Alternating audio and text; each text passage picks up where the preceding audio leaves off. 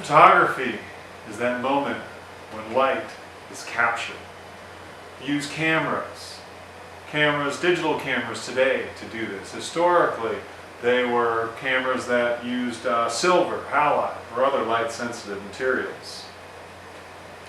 Photography is also time. That time, the amount of time that we see when light hits that subject can affect the visuals of the image. And depending on how much light we let in and how we let that light in, if we manipulate the aperture, which is the hole size in the camera, or if we manipulate the shutter or the shutter speed, which is how long it stays open, interesting things can happen. Hi, I'm Derek Burble. This is Art 828 Creative Photography. Welcome to the class. I'm excited to be here and hope we have some fun. It should be a busy month. We have many things I want to cover.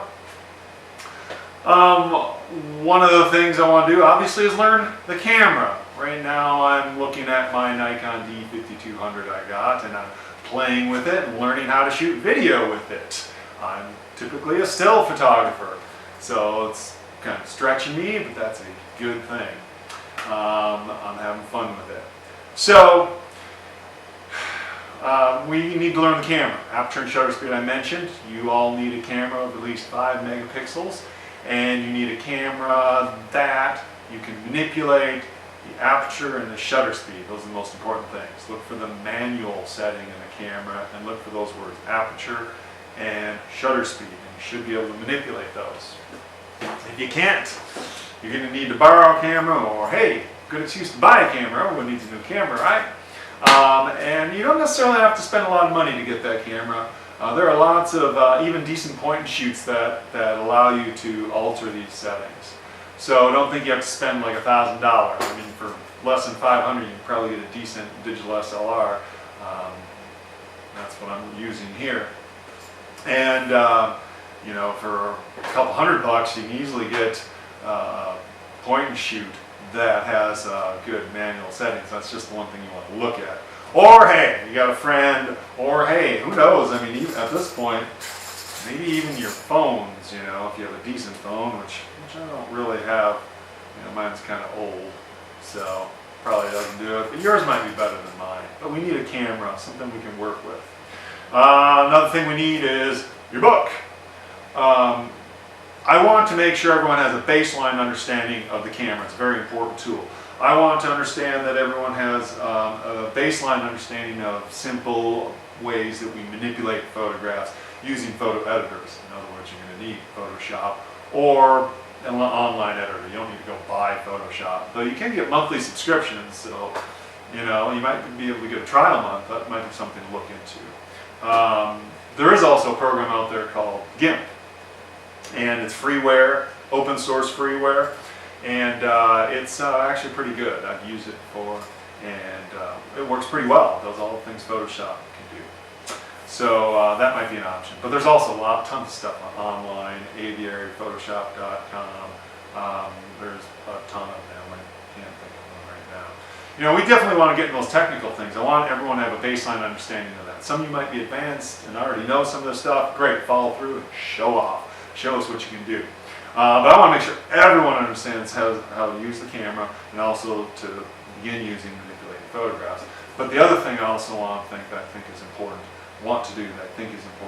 is to understand or begin to understand photographs critically.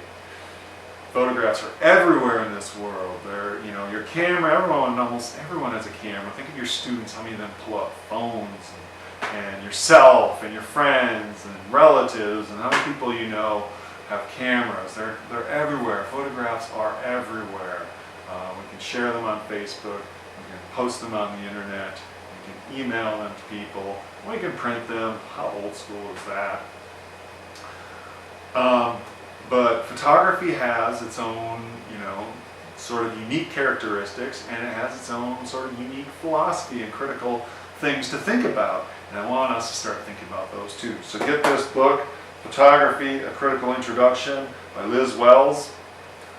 I've got the 4th edition here. There might be a newer edition. They're all pretty much the same. Find those, look at them so we can get our readings done. Because I think that's also important, that we start thinking about the photograph and what a photograph can mean and how it can mean something different than a painting or a sculpture or architecture or whatever it is. So anyways, you want to get that, and I also haven't mentioned you want to get a Flickr site. Go to Blackboard, which you're probably already there since you watched this video. But go there, download the syllabus, look at that, check it out. There's a few things I need to fix before we begin class, okay? So there are definitely some broken links within there. I'll try and get all those fixed before we begin. But get that. Get a Flickr site. Flickr is social media for photographers, pretty much. It's like Facebook, kind of. It's big, important industry. Professionals utilize it, a place to share images. One of the important things with it is you actually maintain your rights, which is a little different. Facebook's a little fuzzy on that if you've ever read the agreement. But certainly with Flickr, copyright is yours. Anytime you're putting images up the web, I don't know, people can download them. So anyways, it's an interesting world. We want to start talking about that, exploring it. So I just wanted to say hi, give a little introduction, welcome you to the class. We'll get started here in a few weeks. And if you have any questions in the meantime, let me know.